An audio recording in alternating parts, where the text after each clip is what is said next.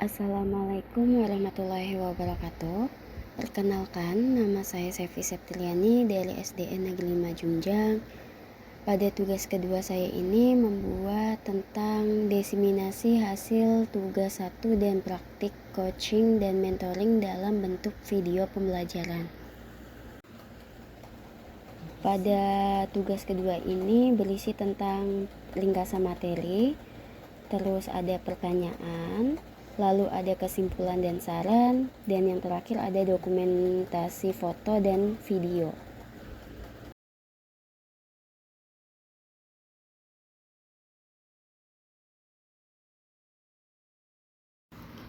Lalu kita lanjut ke slide berikutnya, yaitu masih membahas tentang ringkasan materi. Pada ringkasan materi ini membahas tentang Quizzes. Quizzes merupakan salah satu platform online yang dapat digunakan sebagai media pembelajaran ataupun asesmen pembelajaran. Lalu Quizzes memiliki kelebihan, yaitu memiliki fitur untuk presentasi pembelajaran dan asesmen, memiliki banyak template siap pakai, memiliki analisis hasil asesmen siswa, dapat digunakan oleh pendidik dari tingkat PAUD hingga perguruan tinggi, serta pengaturan waktu pada Quizzes yang fleksibel. Aplikasi ini semakin menarik karena dapat menambahkan gambar ataupun meme lucu pada setiap pertanyaan. Kita beralih ke slide berikutnya, yaitu ada berisi tentang beberapa pertanyaan. Pertanyaan yang pertama yaitu apakah ada item atau menu dalam Quizzes yang mendukung visual atau gambar untuk peserta didik. Lalu pertanyaan kedua, apakah ada senggang waktu atau batas waktu dalam penyelesaian pengerjaan Quizzes tersebut. Dan yang ketiga, apakah data peserta didik yang dibutuhkan sebelum pengerjaan Quizzesnya. Lalu di slide selanjutnya membahas tentang kesimpulan dan saran. Kesimpulan pada tugas kedua ini yaitu dengan perkembangan zaman yang semakin maju, asesmen yang dahulunya manual seiring perkembangan zaman akan mengalami perubahan dalam asesmennya, yaitu asesmen pembelajarannya bisa berbasis digital. Dengan pelatihan digitalisasi ini dapat diharapkan memperbaiki kualitas pendidikan di sekolah. Dan di sekolah saya sudah belajar untuk menerapkan asesmen pembelajaran digital dengan Quizzes ini. Lalu saran yang saya berikan kepada rekan kerja yang lain, saya harap baik untuk guru kelas ataupun guru mata pelajaran dapat menerapkan asesmen pembelajaran digital dengan Quizzes ini, supaya tidak tertinggal dan mendapatkan pengalaman yang baru.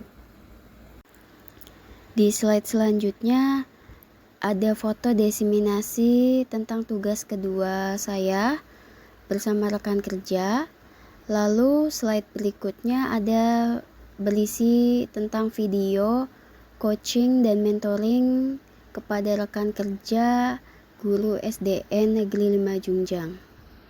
Assalamualaikum warahmatullahi wabarakatuh. Waalaikumsalam warahmatullahi wabarakatuh. Perkenalan, nama saya Sevi Septriani dari SDN Negeri 5 Junjang, akan membuat video coaching dan mentoring kepada tim kerja dengan hasil dari tugas yang pertama berjudul asesmen pembelajaran digital dengan Quizzes.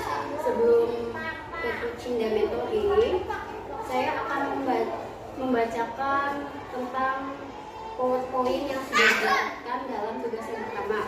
Ada pengertian dari asesmen. Asesmen adalah proses pengumpulan dan pengolahan data yang berkaitan dengan perkembangan anak serta penyajian hasil dalam bentuk deskripsi atau narasi yang dapat digunakan untuk mengenali anak secara rinci. Selain itu juga ada tujuan utamanya. Yang pertama untuk menilai pencapaian kompetensi peserta didik. Yang kedua untuk memberikan umpan balik yang efektif. Yang ketiga meningkatkan mutu pembelajaran. Dan yang keempat itu mendorong pengembangan diri peserta didik. Selain itu, asesmen pembelajaran dalam digital itu sudah menggunakan teknologi di zaman yang sekarang, sehingga sudah jarang dilakukan secara manual lagi. Nah, sebelum itu kita akan bahas tentang pengertian Quizzes sendiri. Quizzes itu merupakan salah satu platform online yang dapat digunakan sebagai media pembelajaran ataupun asesmen menyampaikan data dan statistik hasil kinerja siswa secara langsung. Selain itu juga dapat dikerjakan saat pembelajaran berlangsung atau bersama-sama dan dapat juga dijadikan sebagai PR. Kuisis juga memiliki kelebihan, diantaranya itu ada memiliki fitur untuk presentasi pembelajaran dan asesmen. Yang kedua memiliki banyak template siap pakai. Yang ketiga memiliki analisis hasil asesmen siswa dan lain-lain. Sebelum mengerjakan kuisis, biasanya itu disuruh membuat akunnya terlebih dahulu. Nah, kita masuk ke halaman ini nih, Bu Ibu. Nih, setelah kita selesai membuat akun, kita akan membuat latihan soalnya untuk anak-anaknya dengan tampilan seperti ini. Iya, nanti bisa diketik, boleh diketik di sini nih. Misalkan ini kan contohnya nih, misalkan tentang agama ya Bu ya. Nah, Ibu mau membuat soal apa? Boleh diketik di situnya. Nah, setelah selesai, ini ada option jawabannya. Nah, kalau sudah selesai, ini pilih salah satu option jawabannya nih. Centang nih yang hijau ya. Berarti ini tuh untuk memberikan jawaban yang betul. Ya, salah satu di centang hijau. Nah, kalau sudah membuat soalnya, kita bisa menyelesaikan dengan save dan berbagi kepada siswa, sehingga soal yang sudah kita buat itu bisa dibagikan kepada siswanya untuk mengerjakannya. Sekian presentasi dari saya. Ada yang ingin ditanyakan? Oh ya, untuk pembelajaran, kebetulan saya adalah guru mata pelajaran PRI ya, butuhkan sekali aplikasi yang seperti ini dalam rangka memberikan stimulasi kepada anak melalui visual. Jadi yang saya tangkap dari apa yang disampaikan tadi, ada yang saya tanyakan mengenai apakah ada item atau menu di dalam kuisis itu menu yang mendukung visual anak dengan gambar. Kalau yang misalkan ini ya, dalam visual gambar itu biasanya ada dalam materi ataupun latihan soal. Biasanya kan kuisis itu untuk latihan soal. Misalkan ibu mengambil contoh latihan soal agama punya orang lain atau siapa ya, itu. Nah, di dalam soal tersebut tergantung materinya atau orang yang membuatnya.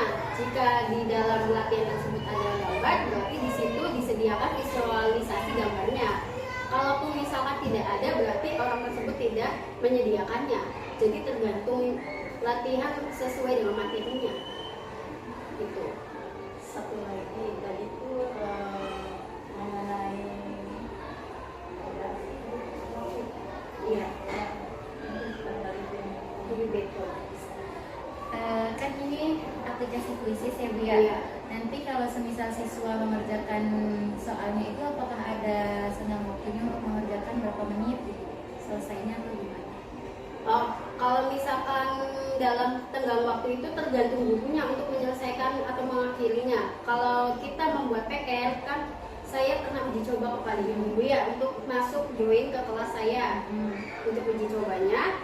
Terus di situ saya menyediakan tenggang waktunya sampai ada 1 minggu lebih, dan itu dalam batas waktu maksimalnya. Kalau misalkan dalam 1 hari itu tenggang waktunya boleh. Ketika misalkan ada satu siswa yang belum mengerjakan, tetapi saya sudah mengakhiri tenggang waktu tersebut, berarti sudah berakhir.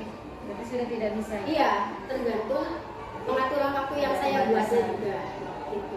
Jadi bisa masuk lagi berarti. Oh iya ya, ada tambahan yang berarti sebelum kita mengeser ke anak-anak, tentunya data anak itu sudah masuk dulu. Iya, betul. Di mana? Apa yang digunakan? Apakah Android atau email atau listen? Bentuknya apa yang dimasukkan atau sekedar nama? Kalau misalkan itu yang saya uji coba tadi, biasanya itu tidak memerlukan email atau Gmail juga tidak masalah. Atau di Hanya masukkan nama. Oh ya, itu maksudnya ini untuk mengesernya itu apakah ke desainnya itu nanti ke grup WA? Iya, boleh secara grup WA yang misalkan tadi saya sudah ada linknya untuk dibagikan ke grup WA, ataupun secara pribadi misalkan ya ada yang itu berbeda ya. ya. Jadi kita bisa membagikan dengan berbagai macam bentuk ya. Iya, Atau bisa. memberikan link juga kita Betul, bisa bisa dicantumkan juga ke dalam PPT atau apa supaya ngeling. Ya, jadi sekali juga. Ya kalau menurut saya kalau untuk penerapan krisis itu memang penting sekali karena memang biasanya krisis itu sederhana dan sangat mudah karena ini juga bisa artinya sama dengan pembelajaran dengan pemain.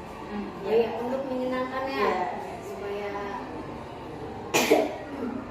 ada refresh otaknya juga ya Bu. Ibu Lela berarti ingin mencoba untuk pembelajaran agamanya. Sejak saya mendapatkan kesempatan untuk mencoba ikut yang disediakan sama ibu sebenarnya saya sudah tertarik sekali ya. Kemudian saya juga banyak sekali yang harus saya pelajari. Termasuk ketika ada kesempatan untuk Berbagi ini, maka akhirnya saya juga harus berbagi. Berarti ada minat untuk bikin coba krisis di kelas. Ya, ini kan sebagai inovasi yang harus diterapkan pada IKN. Ya. Tepat sekali. Inovasi yang Terima efektif. kasih. Berarti dari yang presentasi saya jabarkan itu sudah bisa dipahami.